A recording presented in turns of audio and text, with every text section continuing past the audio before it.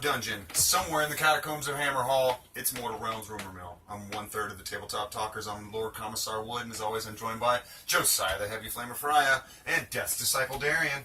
So what kind of games you've been playing this week? Games in which I've been rolling incredibly poorly, unfortunately. But, nice couple of games of Age of Sigmar. Yeah.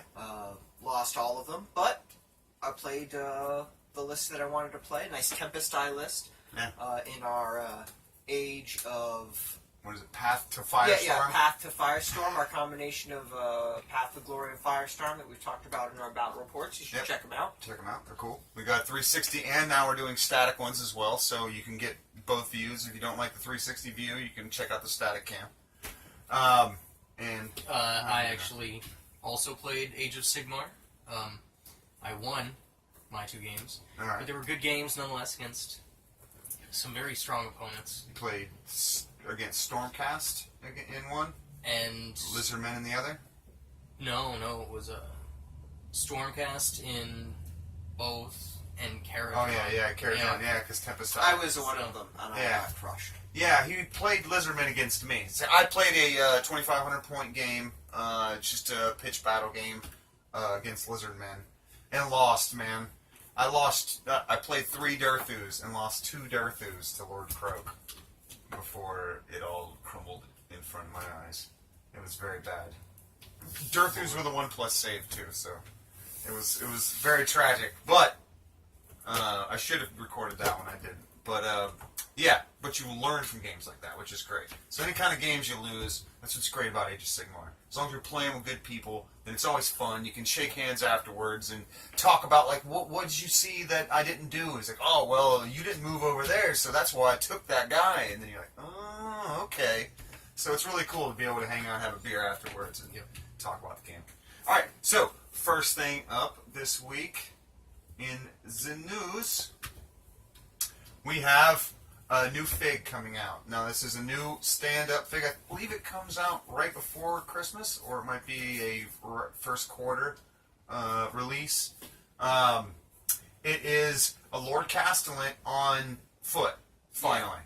Yeah. Or not Lord Castellan, Lord Celestin on foot. They get all those confused. Yeah. I believe his name is Sherhart. I know is his last name. Gavriel Sherhart, like Gavriel Loken. Or Gavriel. Or Gabriel, yeah, could be.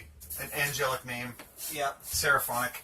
I love his model. His model's fucking G, man. He's got the lion pauldron, what looks like, they did some flat work on it, but it looks like the classic, just hammer, lightning bolt, other pauldron there. The lion, shin guard is really cool.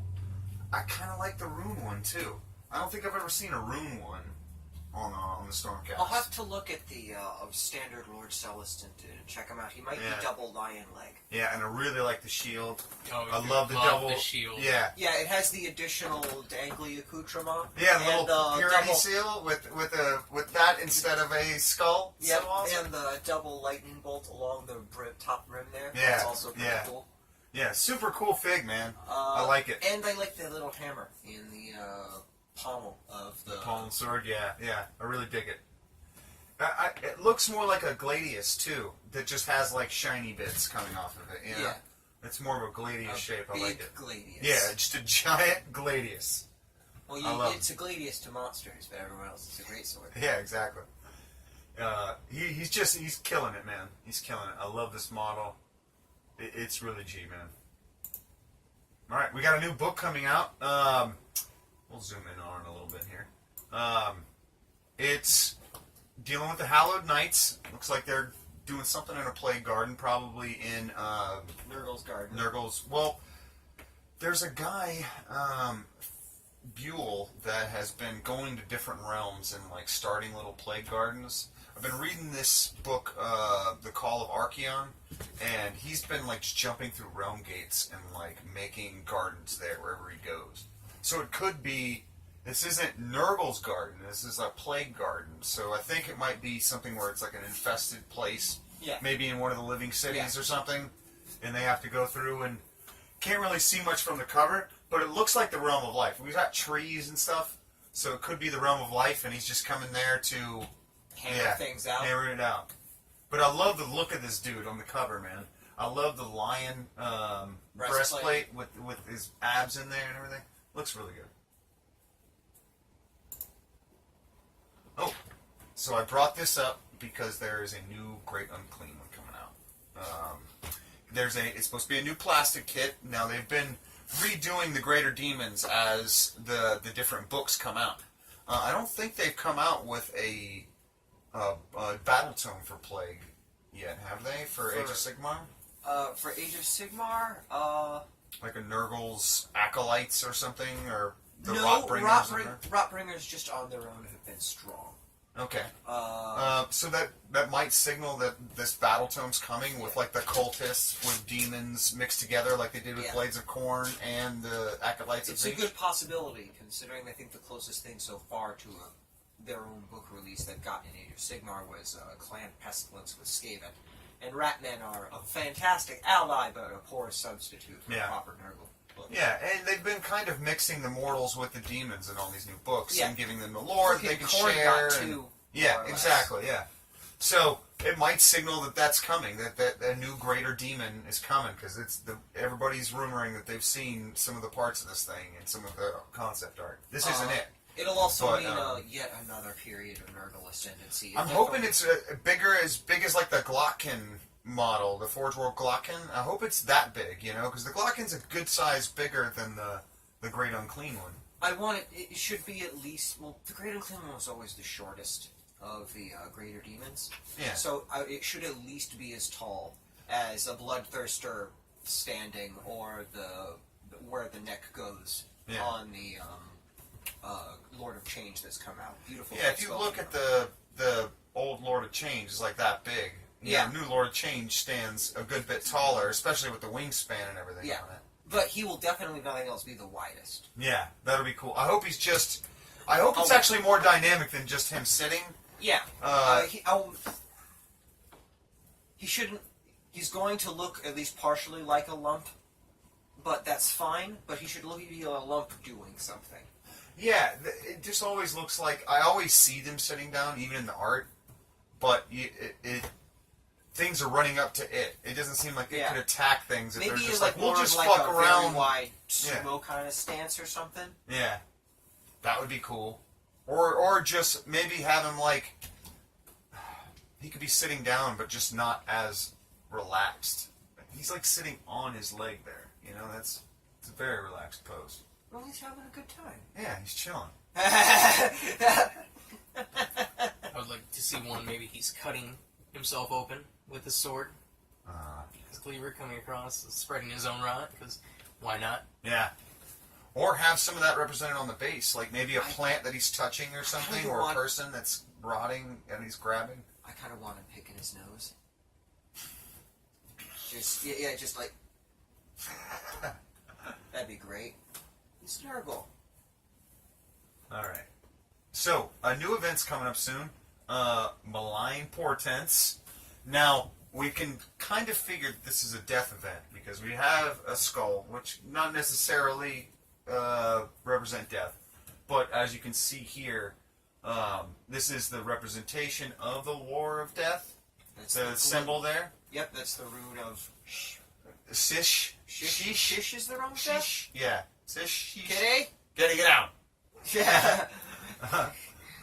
So we can kind of figure that it looks like Nagash is probably going to make a play. Yes. Well, also the short descriptor of the event more or less says an ancient evil is returning, and we all know if you pay attention to the novels, Nagash has been kind of sleeping or something for a while. Yeah, he's been off doing his own shit, hanging out with his friends. Probably breaking that Stormcast code. Yeah, he's trying to figure out how he was able to get his souls away from him. Kitty!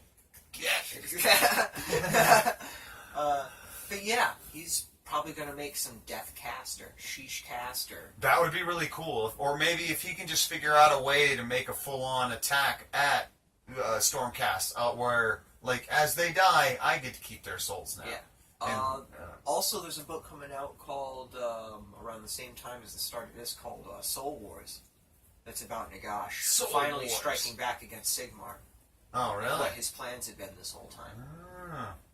I liked the bit in the fluff about how Stormcast, as they get killed and they're reforged and sent back out to battle, they kind of lose a part of themselves. They're not the human they once were. Like, they'll have flashes of themselves. They don't remember really much of their human self, but they still have the same kind of attitude. But as they die, they lose that memory of themselves and that bit of attitude, and become just eventually just a wordless killer. It's just, that way. And they're still doing the right thing, but they're doing nothing else. They're not helping anybody. They're not stopping to, save a child or do something heroic. They're just, I do the thing they told me to do, and I kill. It's actually one of the reasons why they sent Stormcast and Shadespire. Yeah, that's what I was talking about there. Oh. Because what they're doing is they're trying to get some shade glass to figure out what's wrong with this, if they can somehow fix this process. Because every time they lose a bit of themselves, it becomes less of an army, and more of just mindless automatons, So he's kind of got undead warriors fighting for him right now, who are just mindless killers, Dang. And he wants them back. He wants them to be human and be men, kind of.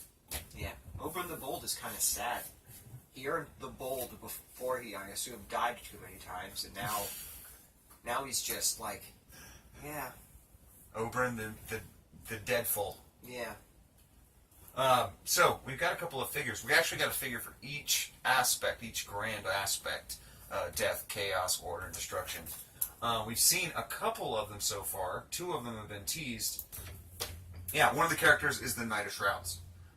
Super cool character. Like you were saying, he has a little bit of aspect of all death. Yeah. A little bit of everything. The bat wings denote soul blight. The helm in general, of course, Death Lords. The hourglass also to Death Lords. The robes, and ethereal nation.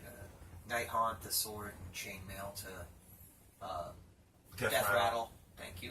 A little bit of everything. Yeah, a little bit of everything. They're really cool. Yeah, really cool model. Kind of represents all the aspects. And then we have a second figure.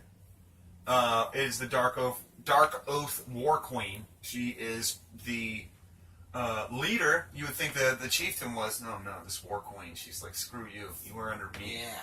She's a big badass chick with a cool looking axe. I dig the axe. It doesn't look quite chaos enough. It looks almost dwarven with the rune on it. Well, that's the thing. She's specifically undivided and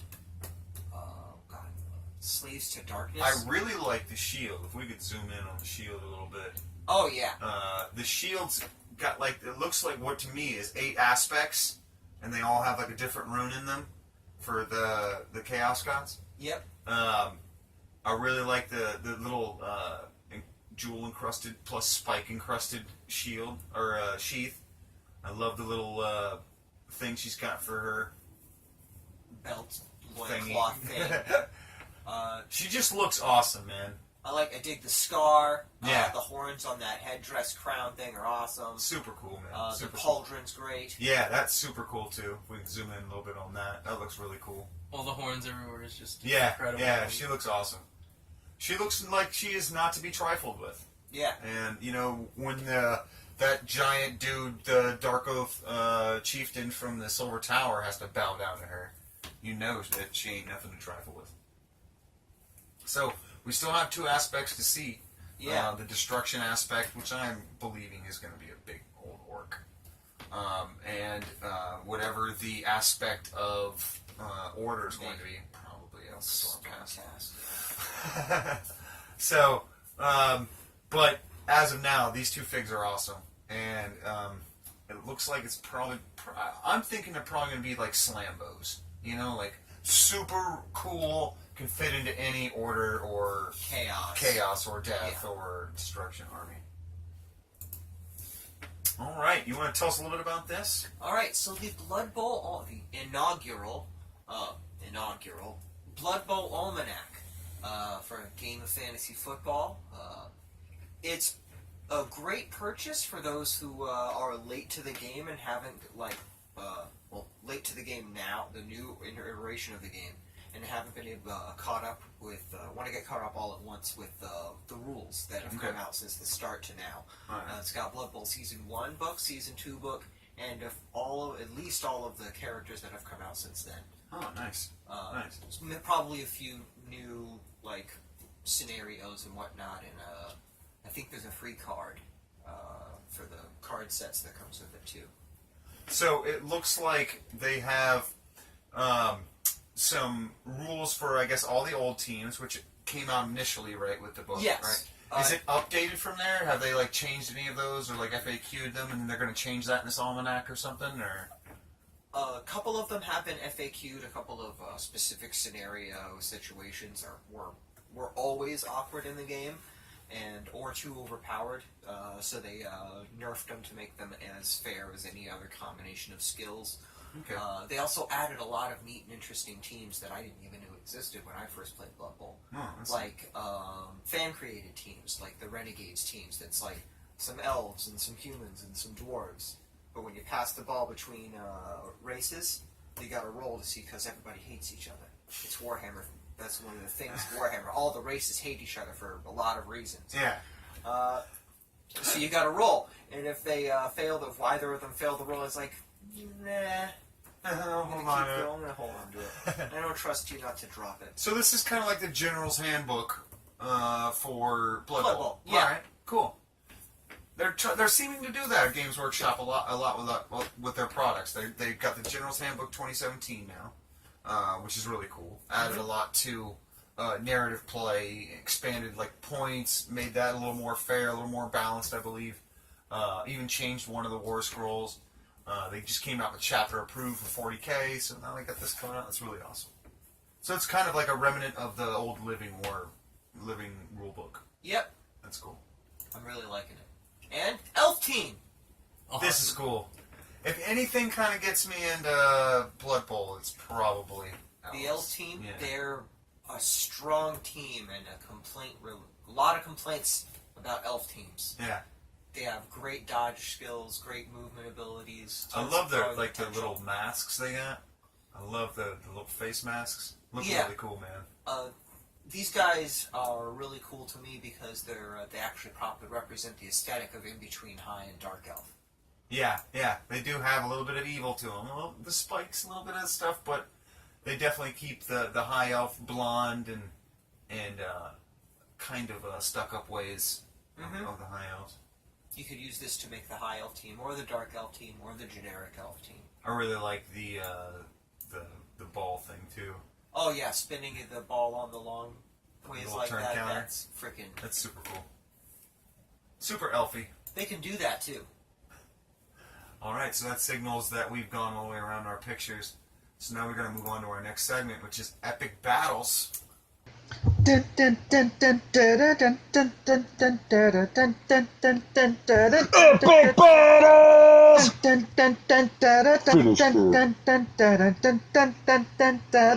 Epic battles!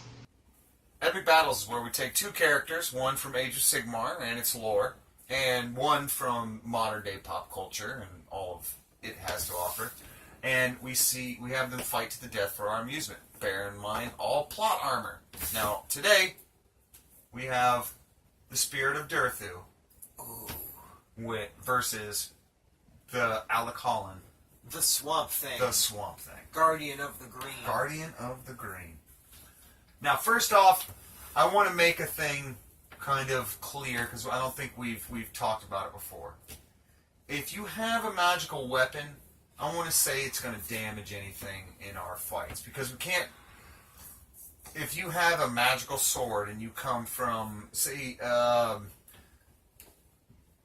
the Sword of Omens from Thundercats, and you bring it in, it's going to have some sort of magical property in our world, too. We can't just go, well, it's in that universe, it does this. It has to do that in every No universe. Infinity Gauntlet in the DC universe is worthless stuff. Exactly, yeah, exactly. So, with that said, Durthu does have a pretty badass sword. Yes. I believe it could damage Alan, but Alan's regrowth rate is insane.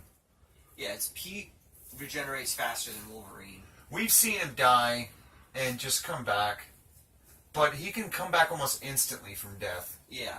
Whereas Durthu, if he dies, he turns into a soul pod. Yeah. When he's gonna have to grow back. he could be also alive somewhere else in the modern lore. You know, he's just a spirit shard of Durthu. But so,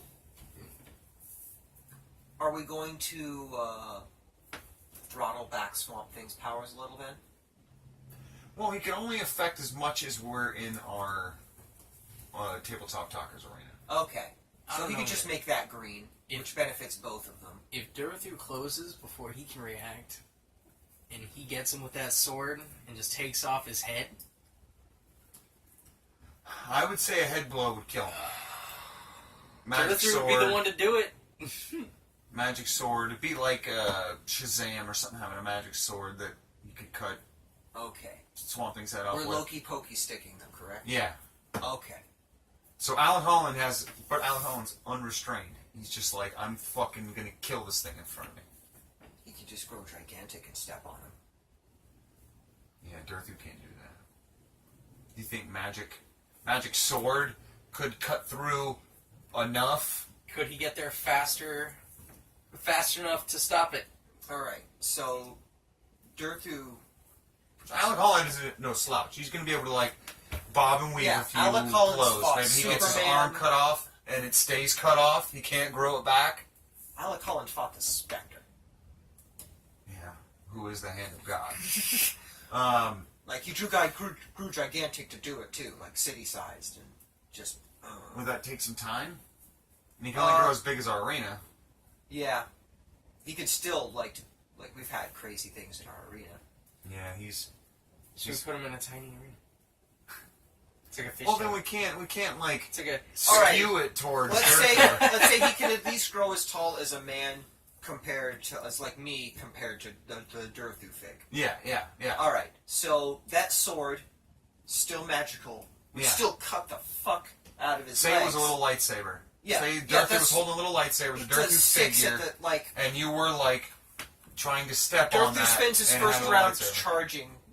Swamp Thing spends his first round growing. It only spends him, I'd say, a round Yeah. to freaking grow gigantic. Man size to a Durthu. He takes it to one leg, because that's all Durthu at that size can properly charge. Then Durthu's done. Durthu cuts into his leg. Cuts into his leg. It topples the giant, but on the way down, the giant just... Punch Durthu. Yeah. And then Swamp Thing regrows the leg. Well, Yeah, if you give him, say, okay, one round apiece to one's charging, one's... I mean, is Swamp Thing dealing mortal wounds? Yeah, but due to Games Workshop, the game's logic, a fig the size of a man would have wounds in the hundreds. Yeah. Like, Be like D66 or something, you know? Alright. Yeah. You gotta give it to Swamp Thing. If he can do that, that fast, Yeah. yeah. and anything Durthu did, anything that Alec grew, he could just grow right back out of. Yeah. So Durthu would cut him down, which would officially win him the match, but then Alec immediately grew back and be right back in it. Yeah, so it wouldn't be a lasting victory. Durthu wouldn't feel good about himself. Alright, so the next fight is... Lobo versus... Oh. Nope. There we go. Nope. There it is. Versus Korgus Kull, the mightiest lord of Khorne. Alright, so they both got a dog. They both have a hound. Dog on dog, flesh hound. I got you know. Yeah. Fleshhound beats Lobo's weird cartoon dog. But, alright, so, Korgus Kull is on the brink of demon ascension. We're gonna do it right before he is killed, you know? Yeah, so he's like crackling with the focus and a gaze of Khorne. Khorne is looking right at him, empowering him. And there is no better speed bump than freaking Lobo at this point. Yeah, a shit-talking, wisecracking. Because as soon as Khorne saw him, he would be like, oh, a person who bleeds more Lobos when he bleeds, if you can get him to bleed. Yeah. But he has a reality-splitting axe. So, does reality splitting mean he can actually hurt? Separate the head? Yeah. That's an interesting question. So... Alright, so he separates the head. Reality is cut Lobo's head is still alive. But Korn would dig that. He'd be like, all right. Korn would dig that. I like that. I like that this thing's so defiant. Even when I've claimed its skull, it's still talking shit. If he doesn't start hacking the body, like immediately, if he does the, like, he starts turning into a bloodthirster, like, yeah, I got what I want. Yeah. And then the body stands up and, like, kidney punches him or something. Well, like, what if his reality-splitting axe just caused it to, like, cauterize? That's how it affected Lobo. Or it just actually kills him. Be like, well, Yeah. the reality is Okay. Lobo doesn't die. Well, this splits that. He It died. makes it so he died. I claimed his head old regular style. And he's just bleeding out, all painted up like a juggalo. I guess that's up to the dice and the chaos gods. Yeah. If they have... Because it is a reality-splitting axe. That's what it's named. Yeah, and Plot has determined he just doesn't die. Yeah, but that's the reality of Lobo. Yeah. Yeah. And reality was split. Alright. It works with the story. I would say he kills him to where he can't regenerate, can't use his body. Yeah. But he still can talk out of his head. Yeah. Which annoys Korn so much that he has to that cast... he has to cast like- his skull out of his lair, off the throne. So now the Lobo henceforth can't be decapitated because Korn is declared. Yeah, Korn is declared he can't be decapitated because he can't look all brooding with Lobo talking shit to him. Yeah, like, you ain't shit. Yeah. Dude, it would be like having evil Ash next to you the whole time and Satan just Yeah, like, exactly. I'm the Lord of Hell, but this goddamn evil Cackling Ash moron. cackling like, Yeah. bad puns. All right. It's probably why the Crypt Keeper's in the world of the living. So he wins the fight. He wins our tabletop talkers fight, but in the end, Lobo wins because he's back he's at gonna it. probably back at it. lose demonhood once Korn gets annoyed with that. Yeah, he's like, listen, I'm taking it back. Yeah. At that point, he's gotten See if so I can many find moves. the X without failure Little this time. down. Little down. There, almost. There you go. Bam! Spirit Hosts. Versus... Ghostbusters. Alright. So, Spirit Hosts have the little knives. Yes. You know, ghost knives, like their ghost skin, made out of the same shit. So I think they just pass through you, and that creates like a soul wound, because isn't it like on Six's mortal wounds? 6 is a mortal wound. The way that it says it is, their daggers chill and stop your heart. So if they actually get the heart, that's when they do the mortal wound. So I would think they probably hurt, like as in deep freezing your muscle. Like so, if it passed through your arm, it'd be like if you deep freeze, like internally freezed it for a second. Like frostburn? Or Yeah. Something like that for like your muscles. So you've got this injury that hampers your movement if it goes through. But if it tries to aim for the vital heart and organs and stuff to try and chill the heart. And They still have the proton packs and the pink goo, though.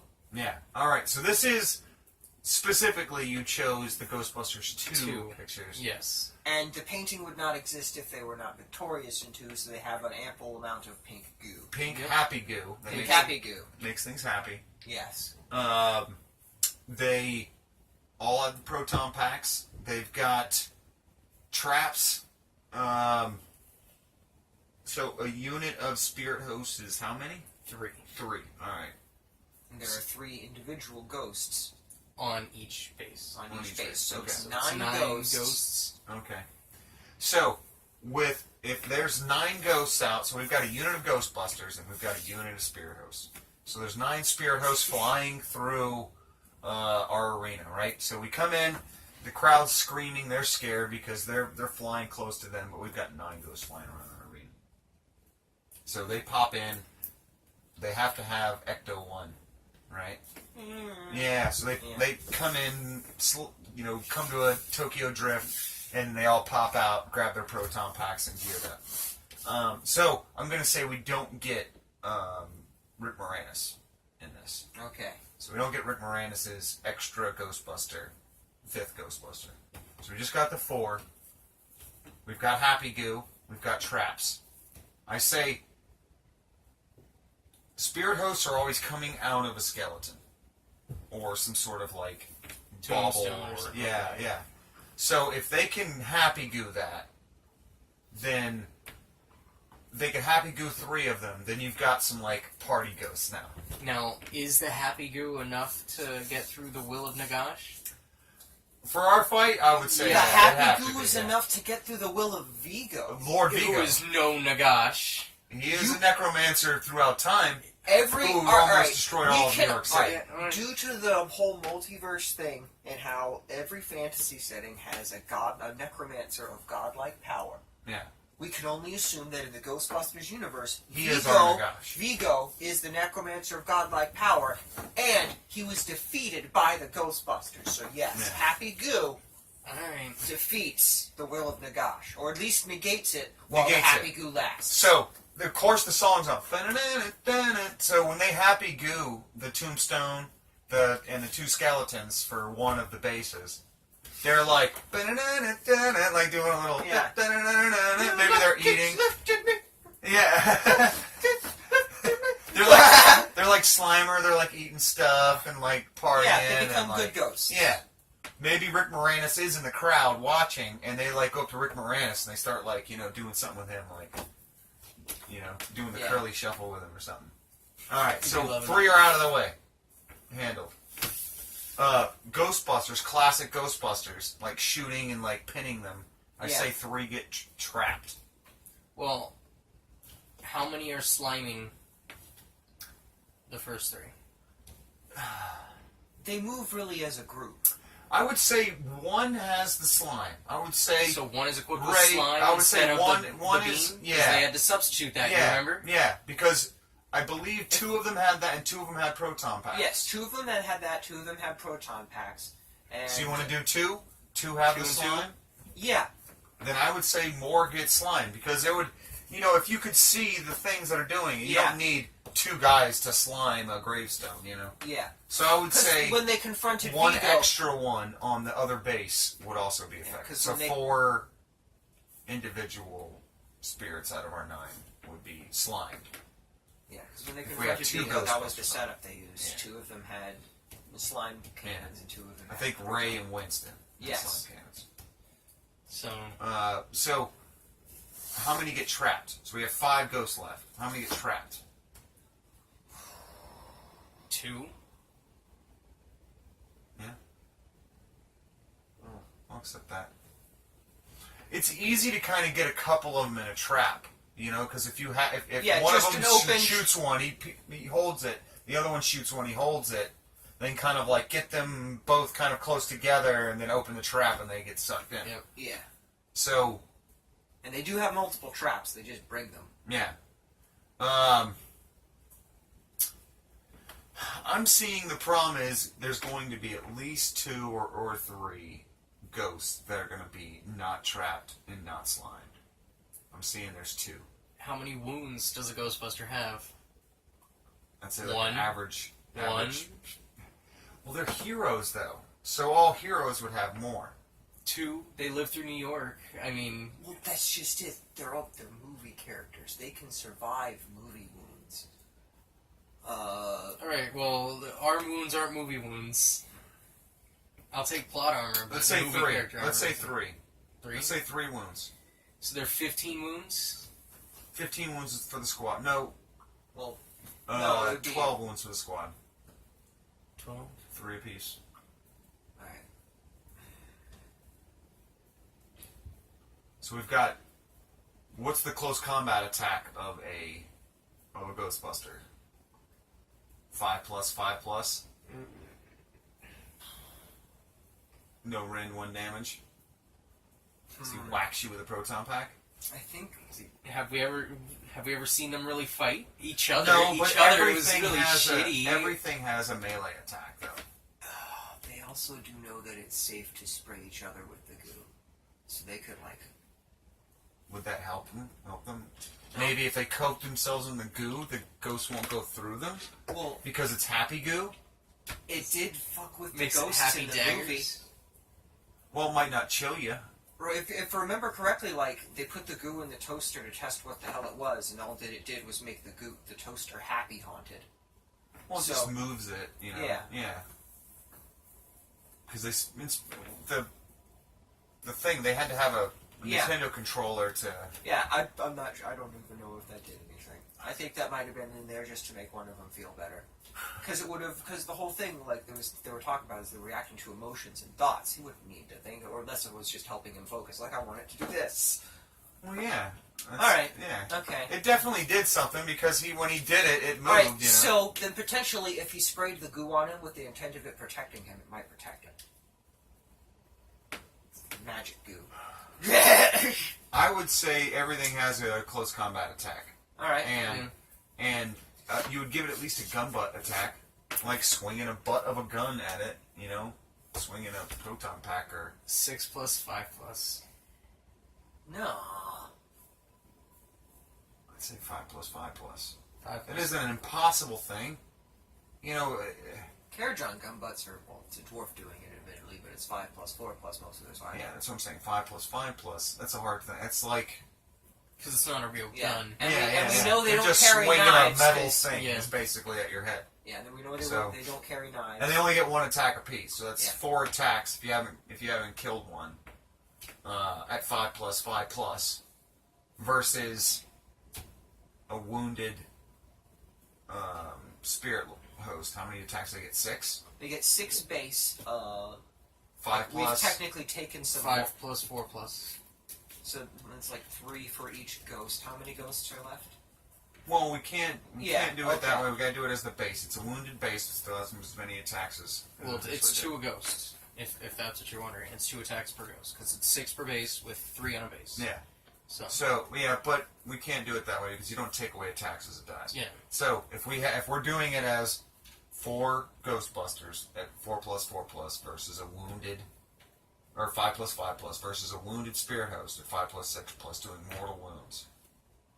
Do they take it out? I say the Ghostbusters can make it through that. Yeah. Unwounded, three wounds apiece can make it through. Yeah. You're gonna lose at least 1 Ghostbuster, but 3 Ghostbusters if are they're, gonna like, get perfect. Yeah, 3 if 2 if it's perfect. And if you give them some kind of plot armor save versus wounds and mortal wounds that main character. I would say 6 puck. I would say 6+. Yeah. Negate a mortal wound, but you're still gonna lose 1 Ghostbuster. Yeah, you're still gonna lose 1 Ghostbuster, probably. I think Ray, because it would Ray? hurt the most. Yeah, it would hurt the most, and everybody would, you know. Think of Blues Brothers 2000. And then tell me if it shouldn't be Ray. Ray earned it. Yeah, he earned it. Alright, so the Ghostbusters win the fight, but we lose Ray. And it's a sad thing, and we can't make another movie after that. Nope. Not even with women. Alright, so we're gonna move on to our next segment.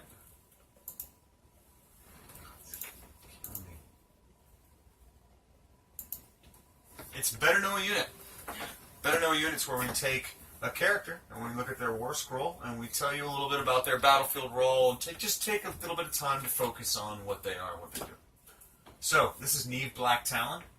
She's the other hero that comes in the Blight War box. We talked about Slimix before, but now we got this Blacktalon. First off, she's just an awesome model, man. She's super cool. I love the fur cloak and the double axes. She actually comes with 2 heads.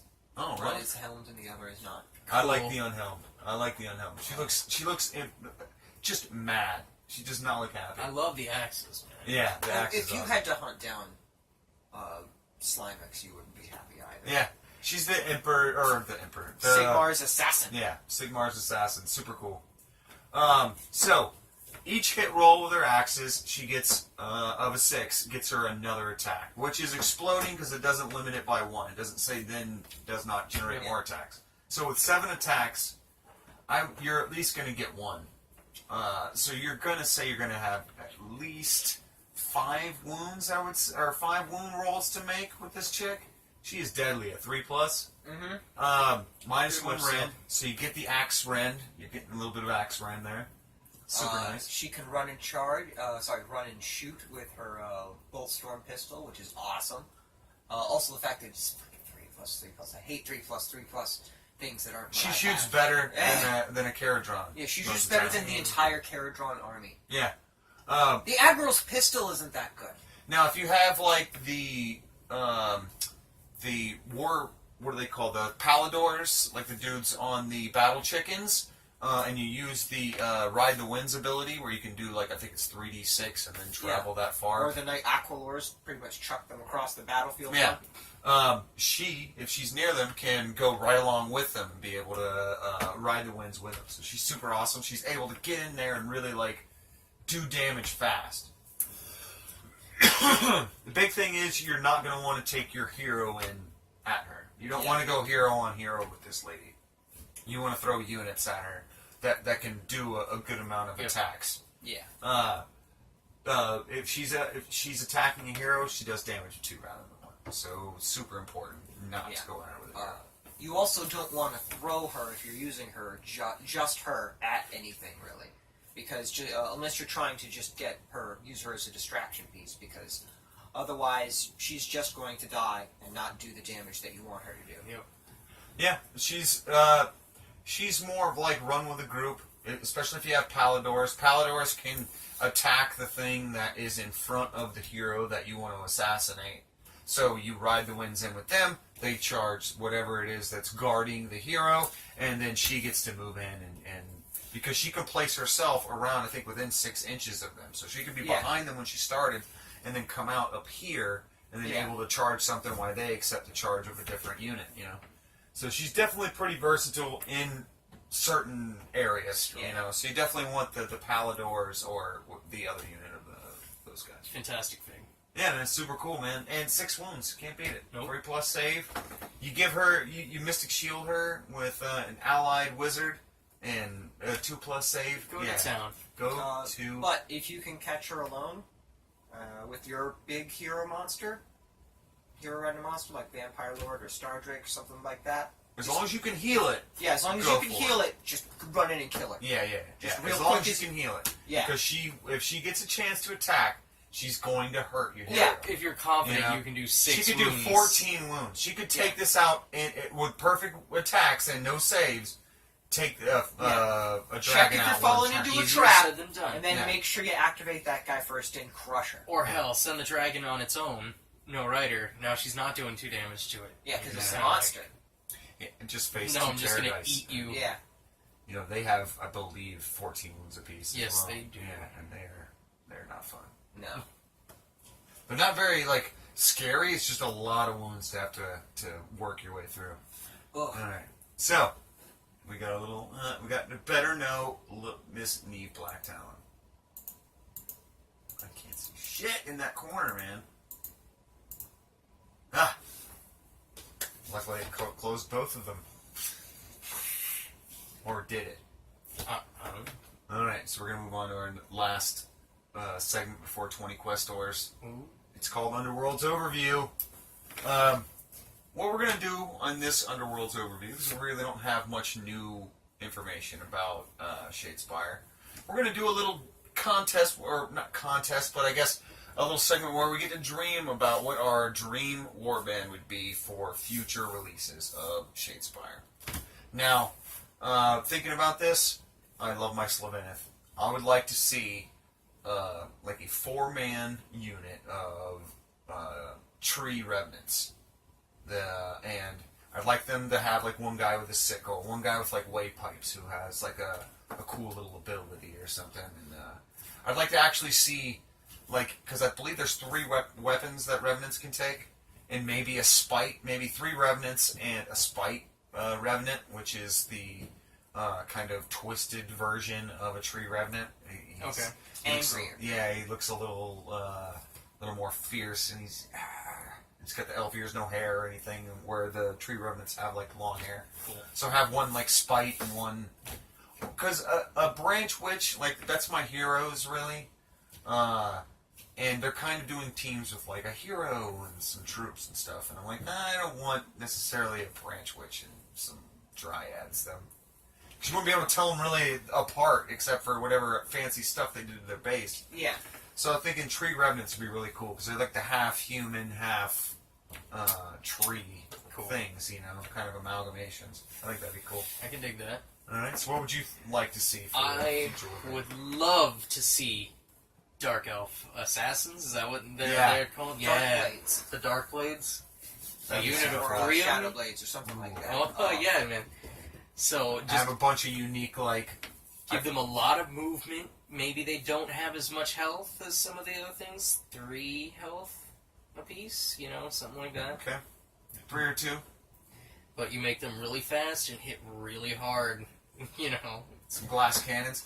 I would like to see, if they had one, I'd like to see where you could, like, maybe have ploy cards that are unique to them, to where they could maybe, like, pop up on different starting areas, like the, you know, deployment zone areas. Unused enemy starting zones? Yeah, so you could just, like, pop up right there at different at advantageous times. That'd be That super would be something interesting. A ploy that you can play before the match even starts. Or, you know, like, remove a fig. It is out of play until the beginning of your next action phase, and then you can place him in... Or maybe they make like shadow starting zone. duplicates that fill like squares just for the purposes of like, oh, I'm getting like a backstab on you because you're facing like a phantom or something. Oh, yeah, yeah. Because they're all shadowed. Like, Or you have 6 models, but only 3 of them are actually the models. Yeah, so they're all they like might that be double attacking. skaven. Yeah, they have to attack, and then you have to roll a dice to see if that's the actual thing. Yeah. And they get empowered when their shadow forms are killed. Yeah. Shadow Form's killed. It is in yeah. That'd That's be cool. really cool. What would you like to see? I would like to see a generalized order, like venturing party from one of the great cities, like Hammerhall or something. Like, That would be pretty cool. where each of the characters is like a much lower level, like half as strong, or a third as strong version of one of the heroes. Okay. Like an apprentice cogsmith, Or a Thunderer. or a Thunderer, Or or Stock which- yeah, Thunderer, just- and a Dwarf Slayer, or yeah. you could even do well. An Empire Greatsword, who's just like, one day, I'm gonna die. And when that happens, I'm gonna be a Stormcast with a Greatsword. I'll be sure. I've kind of asked these dudes what they did, and they said something about Sigmar, so I'm gonna make sure. Yeah. it I'm comes out. from I'm out here to earn glory. And freaking. That'd be cool to have like the heroes of Hammerhall as a team, Yeah. Yeah. but make them just underpowered from what they are as their regular figs. Exactly. That's what it looks like. Yeah. Throttle down what their strength is, You know? Yeah. and just make a nice, tight, small, all the core basics like classic D&D tavern party out of the Order faction. What about something like an Excelsior Priest and 4 Gryph-hounds? Oh. Just like pack hunting. You can send out your Gryph-hounds and then slowly work your way up with the Witch priest. Hunter and a bunch of flagellants. Like, just all flagellants. That would be a nice theme team. Alright, we're going through a lot of ideas now. Yeah. We are. This is cool. Okay. Though. This is cool. All right, so that's our speculation a little bit for what we would like to see in the future for Shadespire Underworld. All right, so our final segment of the show is 20 Questors. It's where we take a picture of, because there's so many pictures online of Stormcast fighting whatever, that we are asking the question, what are Stormcast fighting now? So, with that being said, you want to start off, Josiah? You get 10 Questors apiece. Okay. Is it purple? Purple. No. Okay. Alright, no purple. Is it a man? Yes, man. It is man. It is man! Does he have a job? No. Will be a little bit of a picture. Is he human? Human. He is human, so we have that. Was he always human? Yeah, Okay. always human, as far as I know. There goes Star-Lord.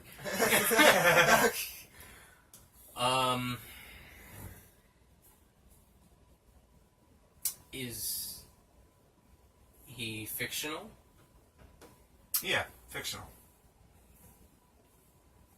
Is he blue? No, not blue.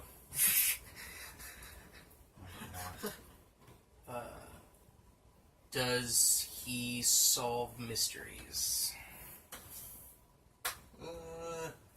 Mostly no, but could, yeah.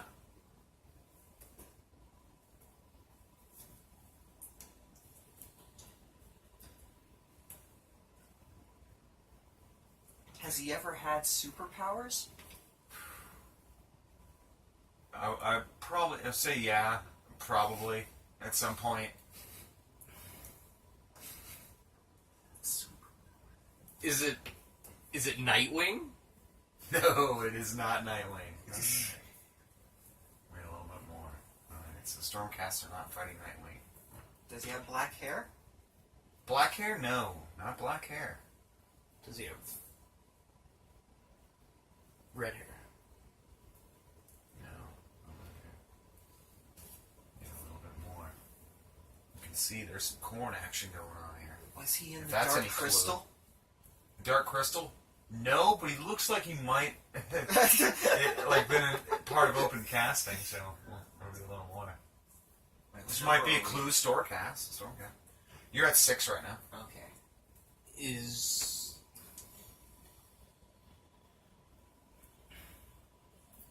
it bees? Stormcaster not fighting male bees. No.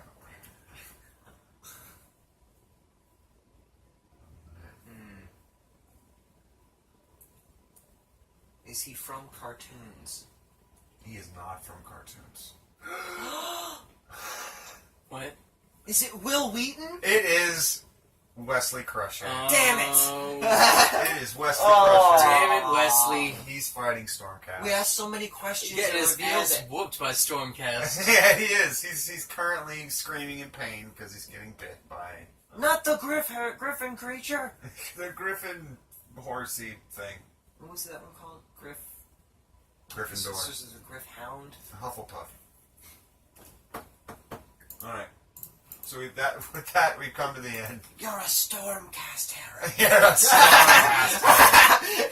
He's got the lightning bolt and everything. Yeah, that's it. So it's good. the twin-tailed comet. Give glasses to my Celestia Prime. Alright, man. We've come to the end. Josiah, what's best in life? Crush your enemies, see them driven before you, and hear the lamentations of their women.